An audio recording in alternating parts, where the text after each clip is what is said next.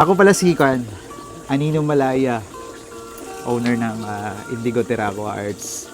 Isa siya sa mga bago kong crop na na-discover na significant siya kasi once favorite color ko siya dahil isa sa mga color ng mga royal blood. The same time, naniniwala ako na meron akong indigo bloodline 12 day strand ba. Pero, to be simple, indigo is indigenous. And then, na-align din siya sa title ng journey ko ngayon na I Die Genius. Kaya, indigenous. Terraco art kasi naka-align niya siya sa nature art. Intention ko dito to mag-build sa ganitong art kasi is to showcase yung nature art and serve as medicine, vitamins, calmness, peacefulness, tsaka yung essence ng nature sa tao. Pinapakita ko yung symbiotic relationship natin na dapat hindi tayo ma-detach sa kung ano ang root natin ba, which is yung nature. Kasi yun ang life talaga natin yung nature ba. So, if you have this, ng mga ganitong crop, so imagine you are in a city or isolated place, sabihin natin na hindi na maganda ang quality ng air, ng environment, stressful na yung life mo. But sa space mo, sa isang kwarto mo, merong isang maliit na box doon, na nature box. So may instant ka na. Altar, charger, may peacefulness kang nagkikita sa bahay mo ba. May pagkukunan ka ng lakas. That inspires me to create sa mga ganitong klaseng art. And then, hindi lang siya kinikreate ko. Tinuturo ko rin talaga siya. Kasi gusto ko magkaroon ng awareness ng tao about nature ba.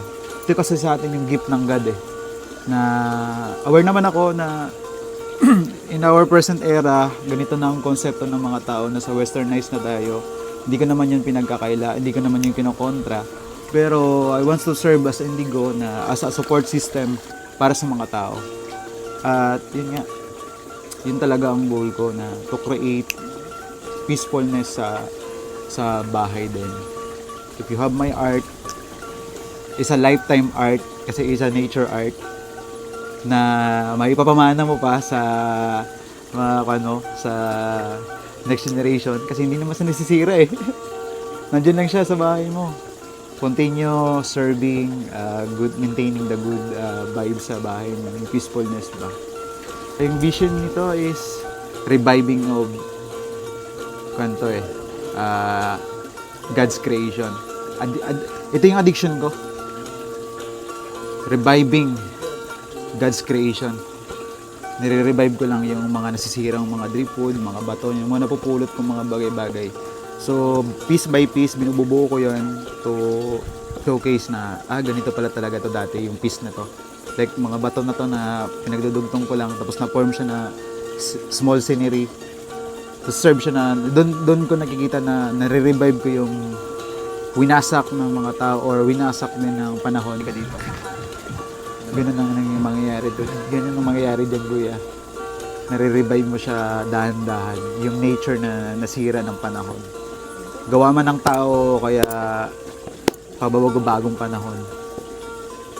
Dito kami makikita sa Bawan, Batangas, specifically sa Sikayom Camp and Dive or Isla Tambay.